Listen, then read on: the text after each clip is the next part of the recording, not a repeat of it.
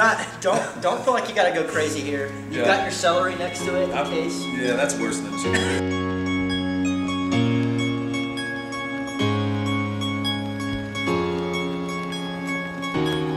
Hey everybody, welcome back to Food for Thought. It's the show where you get some thoughts while you get to watch us eat some food. Our guest this week is the Pastor Zeb Cook. Pastor Zeb, thank you for being with us today. Hey man, thanks for having me.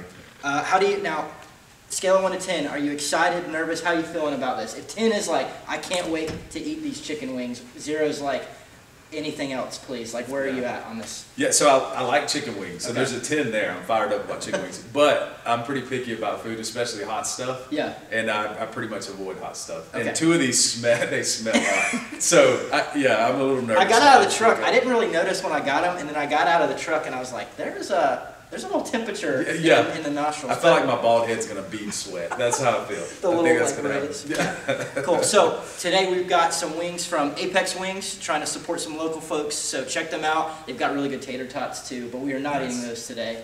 Yeah. And just asking Pastor Zeb a couple questions that you've sent in, and just wanting you to hear his heart a little bit, particularly in this season, while we have some interesting reactions. We'll just put it that way. All right. So let's. I'm thinking, let's start with a question first, okay. Pastor Zeb. So my first question to you is something that I thought it'd be cool for the students just to hear your heart and what the Lord's been putting on you for our church and our student ministry. But what has been your prayer in this season for our church and for our students that you felt like God has been leading you, like, hey, we need to be praying for these things? So like, what would some of those things be for our students? Yeah, sure. Yeah, so a couple of things. First of all, just from a, viewpoint of COVID being just so prominent and walking through this pandemic, I pray just for safety for our folks. Yeah.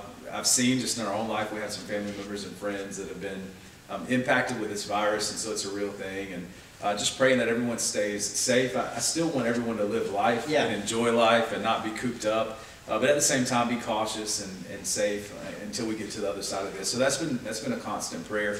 And I'm really thankful that, for the most part, we've certainly had some folks that have been impacted, but for the most part, we've done pretty well in that area. But man, spiritually speaking, I've really prayed for revival to take place in our hearts during this season. I know that being away can just provide a lot of opportunities for us to be discouraged. But my hope is that in the isolation, the flame of our faith is just kind of being fanned a little bit. And so I want everyone to be really eager to gather, and I want that desire to assemble and to gather to be very strong with all of our people, students, adults alike. And I hope that everyone's just ready to be back. But my prayer is in this season of being separated and having a lot of online resources and that kind of thing, my prayer is that God is using this to really draw us near to Him, maybe on a different level. Because, man, prayerfully, this kind of thing will never happen again. Like, we don't want this to happen again, to walk through a pandemic. But we also have to understand that this is an interesting time that we're in. And, God's not surprised by it. He's sovereign. He's on His throne. And so He obviously wants to leverage this time in our lives to do something. And so maybe there's something really special that can be done. So that's my prayer in my own life and for, our adults and our students in our church, is that, man, God will use this time of isolation, this kind of strange, weird season that we're in, to draw us nearer to Him. And then when we get back, man, I just pray there's so much excitement and people are fired up and we're just ready to worship on a new level. Like all the marginalized folks, which we can all have tendencies towards that when it comes to our faith, all that casual Christianity that sometimes we can own, I pray that all that's pushed aside and that there's just a true desire to worship with all that we have. So several things kind of mingled into answering your question, but that's kind of been a focus of mine. That's great. And I think that's important for our students to hear, because a lot of times, even in my life, I've been like, okay, where do I even start with praying for this season? And I think you make a really good point that it's easy to just want to pray past it, but we need to be praying for what God wants to do in the midst of it. Almost like the Exodus, like I've been reading in the Old Testament, and of course, like the Israelites did not want to go through the wilderness and Egypt ever again, but God did some incredible things there and drew them to themselves. And so while we are praying, hey Lord, bring healing, bring redemption, I do think He's got some cool things for us. Yeah, absolutely. And as far as coming back, I think you know, we might even be buying some new doors once that comes to fruition, because I think people are just going to be busting them down. I hope so. That'd be awesome. I cannot wait. Yeah, that would be awesome. Cool. All right, well, let's try our first one. Let's go for the Jamaican jerk. I think that one's kind of in the middle. All right. So we'll start there. Cool. Yeah, a little sweet, a little spicy. Let's give it a shot. Have you had this before? Okay, so this is one I actually ordered. So Okay. I wanted to go with something I knew first. All right, cool. Cool. So don't hate on it too bad. No, dude, we're You good. don't We're like it. good. All right, let's Are give you it a ready? shot. Yeah.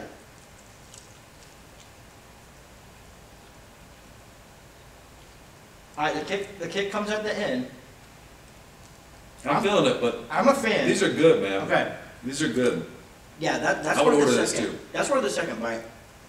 Come on. Man, I should have given myself 2 of these. Yeah, this is awesome. All right, so that rating. That's so not we can, bad. So we have a baseline. That's about an 8.5 for me. Yeah. Like, I could do a little sweeter. The kick kind of lingers with you, but like that's my kind of wing right there. That is the litmus test, Jamaican jerk. How about you? So I usually just like dry rub, which I see one sitting here. I'm pretty excited. Yeah.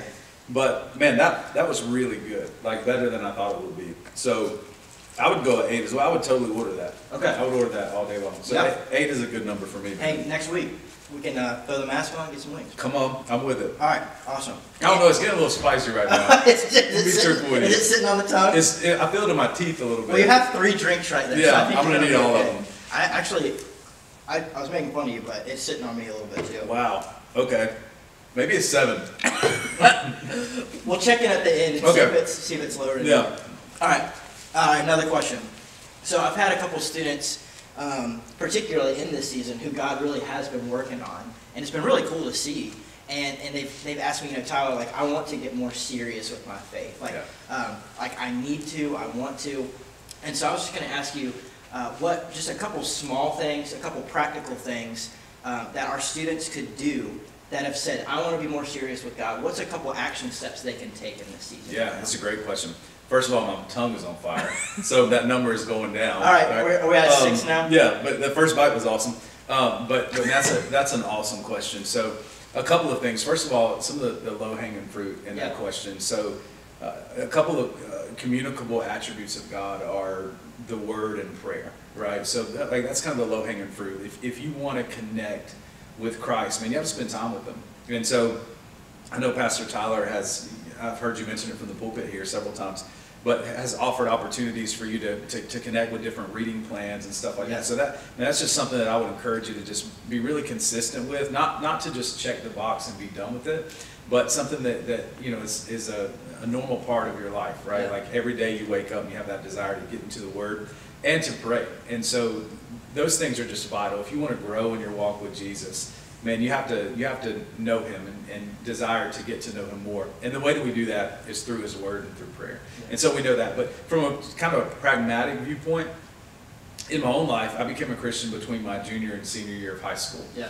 So I really lived for Zeb up until that time. And man, the crowds that I hung out with were, crowds that were not pursuing Jesus. And it was very normal for me to hang out with those folks. And man, certainly loved all of them even after I became a believer, but my eyes opened to some new people in the room after I became a believer. So what I mean by that is there were some folks in my school, and I went to a very small high school. It's not like Apex. The town I grew up in. Do you know your graduating class number? Man, somebody asked me that recently, and I don't know, probably 100 or so, I'm guessing. Like, our town was less than 3,000 people. Yeah. I went to 2 different high schools. One high school was in a local, town that was probably 20 minutes away, and in that town there's 600 people. Wow. And that school was super small, like super small. The town I graduated from, which is my hometown, and probably 100 folks in my graduating class, about 3,000, a little less than 3,000 people in the town. I say all that to say, like, we were very small, and you would think that you would know everyone in your class, right? Like, or everyone at least in your high school. But that wasn't true in my case. After I became a believer, man, I started meeting people that, I'd seen them before, and so I recognized their face, but I didn't know who they were. Yeah. And man, I began to meet people that were just on fire for Jesus, and that did something for me. And so, man, I would encourage any student that just wants to grow in their faith, man, find some folks that you go to school with who are, man, you could just tell that they're fired up for Christ, and just build a relationship with them, because iron does sharpen iron. And there were such encouragement for me just to know that there were other brothers and sisters in Christ who were, they were attempting to live their life for Jesus. And this is a new world for me. And so just to be able to connect with them, to have them say that they're praying for me, I never had anyone say that, to my knowledge, to me prior to me becoming a believer. And so to have a peer say that kind of thing to you, man, that helped fan the flame of my own faith, right? So getting in the Word, prayer, and connecting with other people in your school that are trying to live that same life and run that same race that you're running is so important when it comes to growing in Christ. So yeah, and I think a lot of times too, at least for me, I had like a false dichotomy of like, okay, at some point I graduate from the elementary part of Christianity, but the reality is, like what you said is what we as pastors need to do. Yeah. It's what other leaders of the faith, people that I read, that they are saying is a priority. Like, you really never graduate from having a plan in God's Word, spending time in prayer, and then growing in community. And so I think it's important for us to hear, because a lot of times it's like, but I want more. Like, what's the secret? What's the hidden thing? And there really isn't one. It's just being consistent with it. Yeah, and I think of it this way: like, you would be a terrible husband to Amy if you never spent time with her. Right, like you guys could cohabitate. She's nodding her head. Yeah, she's here. You could cohabitate, live in the same home, but if you didn't take her on dates and you didn't have talks with her and really get to know her on that level, then that relationship would not be strong, right? I mean, you wouldn't be pouring into that relationship. Yes, you would exist and you would do things together, but the level that you want to be at as a husband and wife, man, you're never gonna get there if you're just cohabitating. Yeah. And oftentimes, I think when it comes to our faith, sometimes we do that in our walk with Christ. Like, we're in relationship with Christ, but we're really not doing anything to pursue Him. We're not doing anything to get to know Him more. Yeah. And so we can't expect to grow. It's kind of like, man, if we want to turn the lights on in this room, I can't just hope for the switch to be turned on, or I can't just like magically wave something and it'd be turned on. I have to physically walk over there and flip the switch.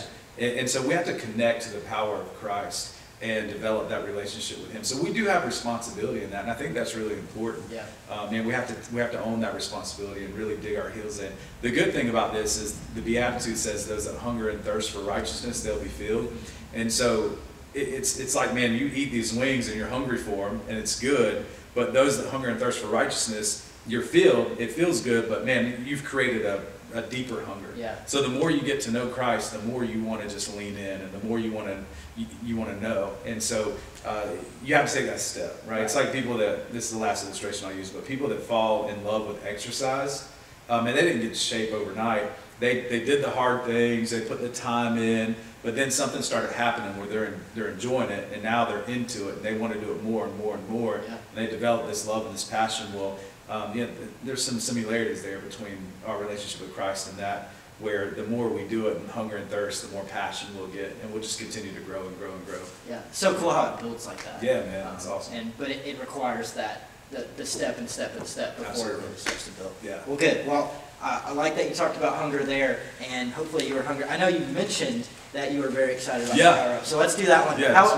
just give us a quick update on the on the lips and the tongue. It calmed down. Okay. It did. It calmed down. You were talking, and I felt like I had little like elves dancing. Yeah, that's how I feel. My mouth feels weird, but it's definitely calmed down. All right, so let's do the dry rub. Cool. Let's give that a shot. Now, what is this one? This is Italian dry rub, is what it was called. Okay. Okay. It does.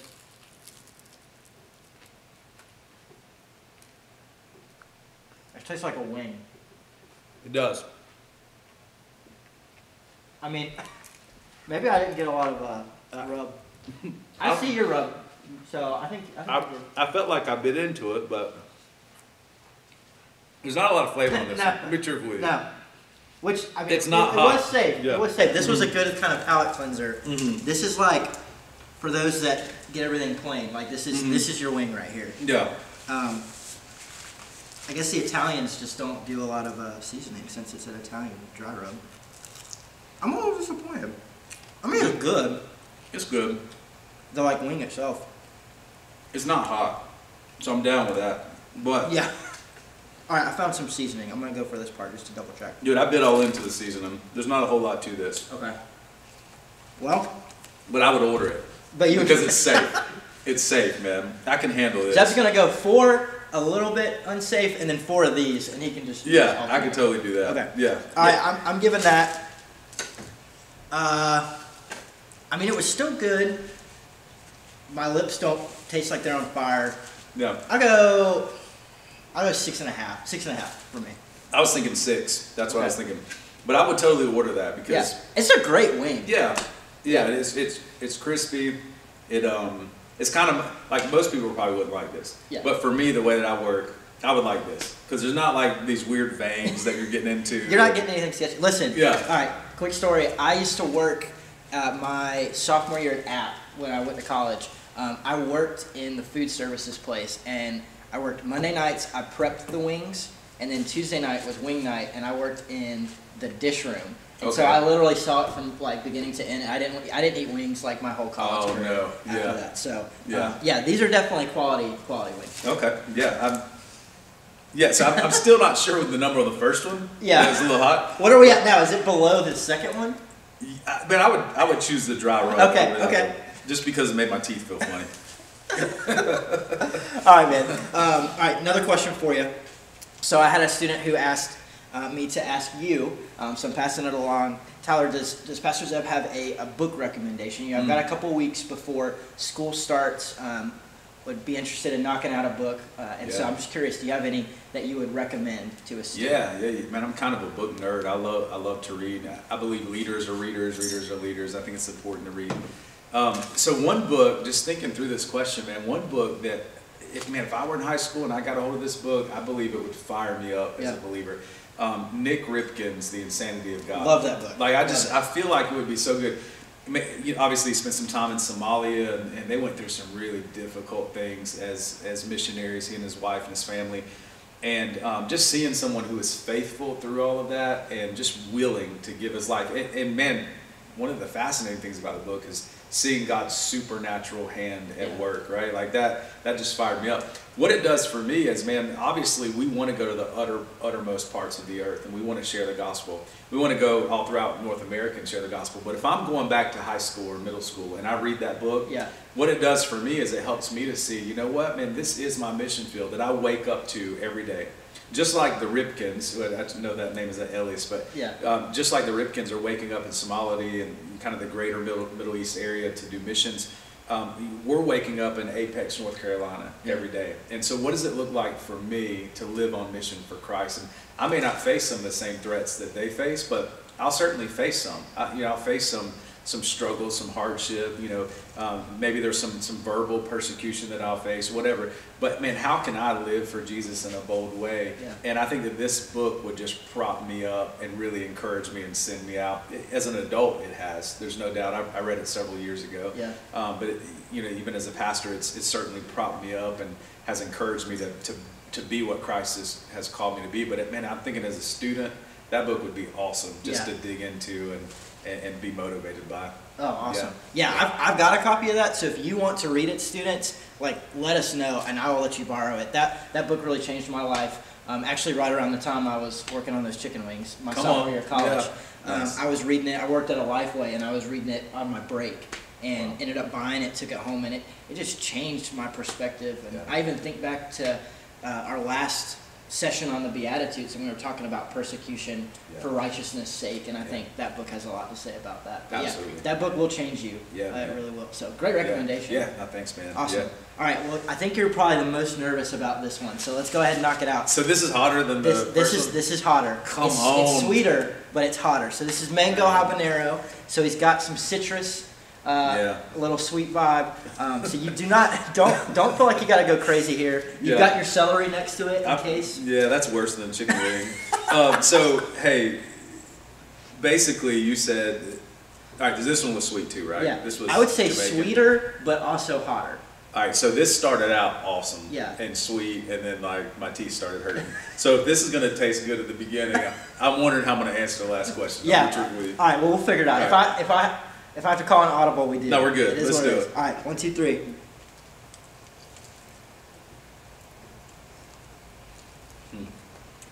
It's good at first bite. All right, it's coming, so just be ready. Yeah. It's coming. I got a lot of sauce. Oh, good gracious. I took a big bite. Wow. It's one of those things where I'm sweating. you almost, I feel it beating up my face and my head. So I'll either do the Jamaican jerk or I'll do this. If I do this, I drink about 4 gallons of water and have to pee the whole next day if I ever do these for wings. But I would need like a gallon of Pepto-Bismol. Good gracious. Man, that thing is got my lips feeling funny. All right, that was really good at the first bite, but. All right, now which was, now are they both just out? Or do you have a better one between the first and the third? Honestly, I think that one tasted better in the first bite. The one we just had, the hotter one. I think it tasted better, but it's certainly hotter. It's like it's in my throat now. It's like better, and it's also worse. It is. I kind of want to bite it again, but I feel like I know better. Yeah. That's why I order those. Oh man! Every time, because after a while, you're like, oh man, it wasn't that bad. Like those are good, and then you get them, and then like one wing in, you're like, I did this again. Oh man. All right, take a swig. Yeah, I'm do good. what you need to do.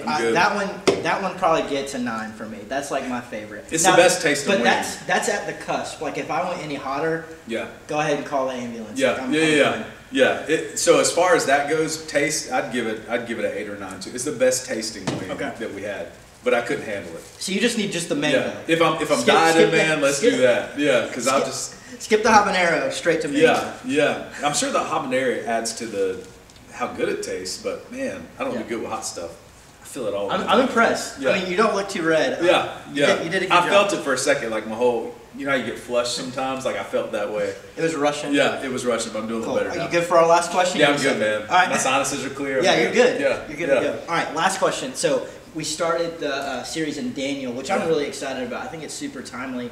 We were even talking before this about how Daniel is an interesting chapter, or book that has lots of interesting chapters. But one thing that I enjoy prior to reading books is I'll do like a little book summary, or I'll try to get a couple of the main points. So I thought it'd be cool for our students as we get ready to spend a few weeks in Daniel, for you just to go over a couple big themes that you want them to pay attention to so they don't miss that when you cover it on Sunday. Yeah, that's great, man. So I agree with you. The book of Daniel is fascinating. Dude, no joke. I feel it in my nose and my mouth. I'm scared to drink that Coke. That made it worse. I feel like I need a milkshake. That's what I need. So, but man, like the book is awesome. I've really enjoyed studying Daniel. So the way I prep, several months ahead of time. Yeah. And the week of the sermon, I'm really digging my heels in and getting the message together. I want it to be fresh baked bread, But man, I've been studying the book of Daniel, and there's so much there. One of the things that most folks may not know, and I don't even know if I mentioned this on this past Sunday, but Daniel and his buddies, man, they were teenagers, right? Like they were young boys, and just to see how they stood for the Lord, and they kind of drew that line. They didn't allow culture to change them. Their hearts were still aligned with God. Their faithfulness in the midst of that pressure is one of the major themes that I want us to take home. So how do you stand strong in the midst of a world that is in decay, right? And we could all agree we're in a world that is just a mess, right? It's just where we live. Sin mars everything. Yeah. And so how do we stand for Christ in the midst of that? And we'll learn how to be faithful through the book of Daniel. One thing that may be particularly helpful for our students is as we continue through the book of Daniel, we're going to see how they stand strong in the midst of peer pressure. Yeah. Like there's going to be a lot of pressure around Daniel and his friends to cave in, right? Just stop standing strong, stop going against the current, just fit in with the Babylonians. Yeah. It would be way easier for you to do that. How do you stand strong when everyone around you is saying, hey, let's just give up, let's just go our own way? And so, the major theme in Daniel is the sovereignty of God and just remaining faithful. So those are two things we want to take home. So how do we continue to be faithful, and how do we trust that our God is in control in the midst of all of it? Yeah, that's great. And I think both those things are so relevant to right now with our students, like the peer pressure thing, and then what it looks like to love God well in the midst of everything that we've got around us. Like that stuff really does matter. And so I think sometimes it can, again, be easy. Oh, we're not meeting with students. Like I'm checking out. Like no, God has something right here for you on Sunday together as a church. And those guys would have been sitting in a student ministry group. They would. And I think a lot of times we think, well, let me graduate, let me get out of the fellowship hall, and then I can start making a difference for God. When those guys literally changed their nation and the Babylonian nation, all at the same time. So, Absolutely. yeah, so be paying attention for that. Like, that stuff matters, and I'm excited to continue that. It's been, even that first week, I really enjoyed looking at how God set Daniel apart, and then how he tried to do the same, and even how the things that he ate. So Yeah, that was absolutely, great. man. Absolutely. That was great. We've set you apart with the things that you ate. Come on, as man. well. Yeah, that's good. I need to get Pastor Seb a milkshake and, Yes. and a sweat rag, I think. Yes. But the food was Apex Wings. The thoughts were from Pastor Zeb. Thank you guys for tuning in. Would love to have some suggestions on some more folks that we want to have on here, as well as some questions from you guys. Thanks for those that have sent those to Pastor Zeb. And man, thanks so much for joining us. Thank you, Pastor Tyler. Yeah, we'll catch you next time.